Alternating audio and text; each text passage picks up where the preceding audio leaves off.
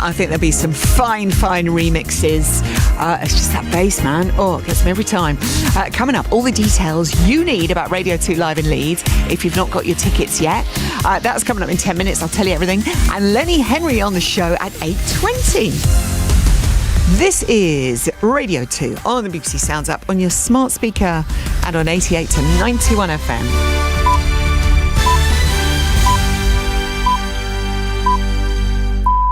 BBC News at 8 o'clock on Tuesday, the 21st of June. Good morning, this is Tina Dahealy. Only a fifth of normal rail services are running in Britain as staff walk out in their biggest strike for 30 years. A Russian winner of the Nobel Peace Prize has raised millions of pounds for Ukrainian refugees by auctioning his medal. And people with HIV can now serve in the British Armed Forces without restrictions. The biggest rail strike in 3 decades is underway after last-ditch talks yesterday failed to reach an agreement. Up to 40,000 members of the RMT union are walking out for 3 days this week. Today's action coincides with a strike on the London Underground. Rail bosses argue change is needed because people's habits have changed during the pandemic and outdated ways of working need to be modernised. Kevin Groves is from Network Rail. If we're able to bring those modern practices into the way we do and run the railway, that could save hundreds of millions of pounds, and that could be transferred into savings and a better pay offer we could put on the table for our colleagues and staff. But the RMT says reforms mean job cuts and it's rejected a pay offer worth 3%. There will be no rail service at all on strike days for much of Wales and Scotland and some coastal towns and cities in England.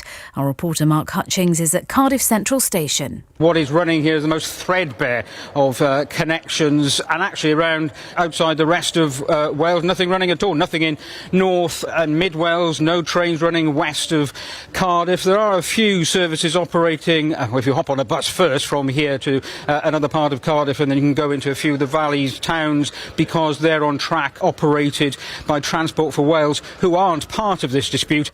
The Prime Minister is expected to condemn unions for the action, saying that they're harming the very people they claim to be helping.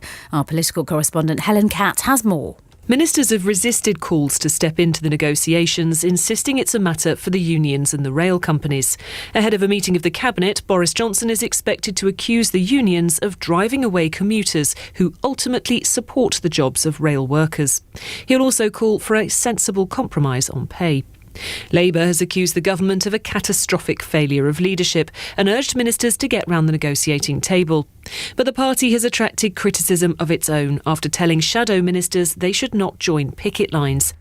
A Russian journalist has sold his Nobel Prize medal for more than £80 million to help children displaced by the war in Ukraine.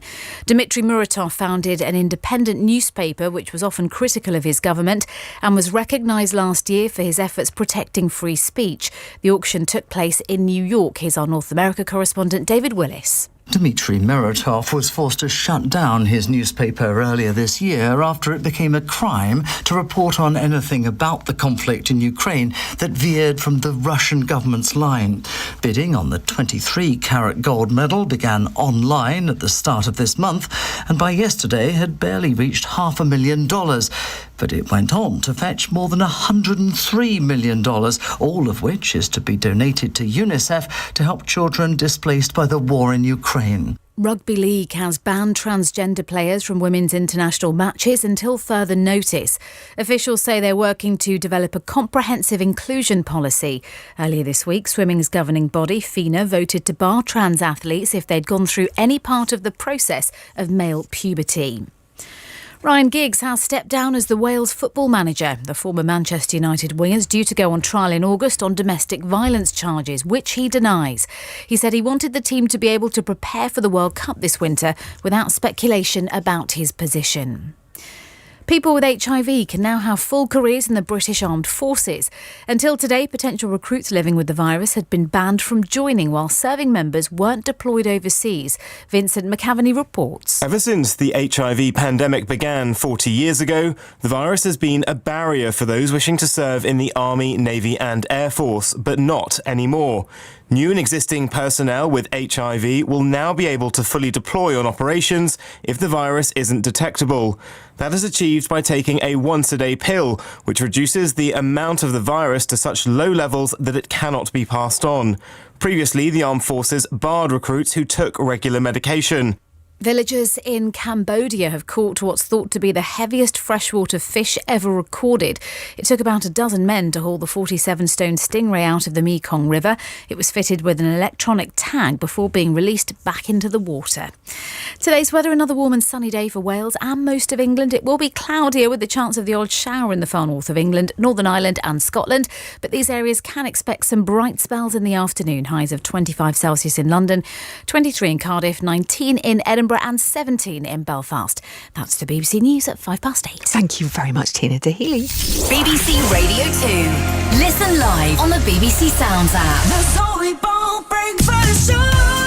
How is everybody on the official first day of summer? I hope you have sunshine near you. I know it's not everywhere. We'll try and waft it your way. Tuesday, the 21st of June, the summer solstice morning show. 4 sleeps till me and my fiancé Sam tie the knot, and then 3 sleeps until we reunite with our friends travelling over from Scotland, Europe and America. The rail strike won't stop us. So excited.